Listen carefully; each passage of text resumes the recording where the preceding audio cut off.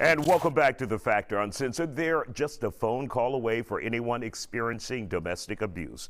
Joining us now here on The Factor Uncensored are members of the Houston Police Department's Domestic Abuse Response Team, Lieutenant Julie Pleasant and Sergeant Josue Vila. Glad to have you both here on The Factor. When you guys go out, it's a life and death situation, not just for the couple, but for you, because we know domestic violence is some of the most deadliest situations you guys can respond to. That's true. You know, we've lost two sergeants. Earlier this year in January, we had 3 officers shot responding to a domestic violence scene, carjacking. All 3 of the officers were shot, thankfully not fatally, and they have since recovered. But domestic violence is one of our most serious calls, and it is because they are so emotional. And most of the time, the victim is trying to leave the situation, and the person who wants to control them has lost control. Right. And that's the only way they have to do it, is to lash out. And you add in a gun in the house, and that makes it even worse, we heard from advocates out there. Now, Sergeant Vila, do you remind your guys every time they go out, or at least as much as you can, just how dangerous and volatile these situations can be? Absolutely. I think that one of the biggest reminders my guys receive from me is that safety is paramount, and we can't help victims unless we're safe, and then put them in a safe place where we can render our services and provide safe services while on scene. But yeah, it is very, very violent out there. And so when you arrive to the scene, how do you assess that situation, not only to keep you safe, but the victim safe as well? Correct. Well, as the domestic abuse response team, we are paired officer and advocate. So the initial response is the primary officer. They take care of all the law enforcement side. So they're going to take care of the suspect, separate the victim, do what they need to do as far as charges, getting the information for the report. They will bump for a DART unit, will respond. That's going to be a strangulation, continuous family violence, or an aggravated assault. Our advocates will be debriefed by the primary officer, will assess the situation. The advocate will then do a needs and safety assessment.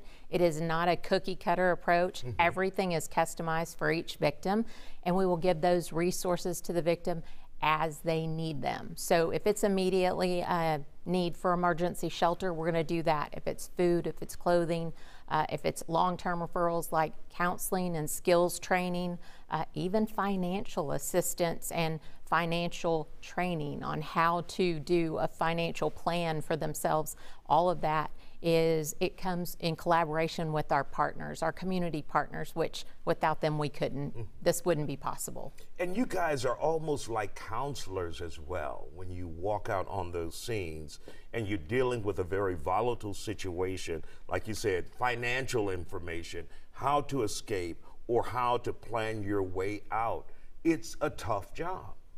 Right. I think one of the obstacles that we face is the educational part of letting the victim know that locally, at the state level, and at the national, at federal level, we have their back, and that all these resources that we provide to them are free so that they could break that cycle of violence. And getting that education out there is probably one of the toughest things to do, but once they're knowledgeable of it, they understand they can break that cycle of violence.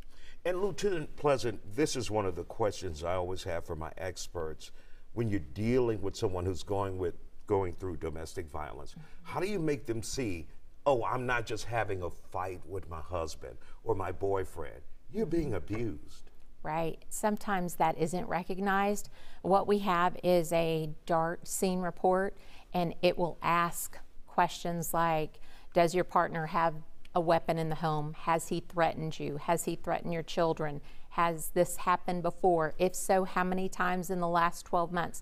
Once that victim starts hearing themselves say yes over and over again to these factors that basically are scored on a lethality ranking, well, it starts to click. It may have been the first time they've ever had to say that over and over again, that this doesn't sound right to me, and maybe this isn't the best place for me. But a lot of times, many times, it's financial strings that keep that victim where they are.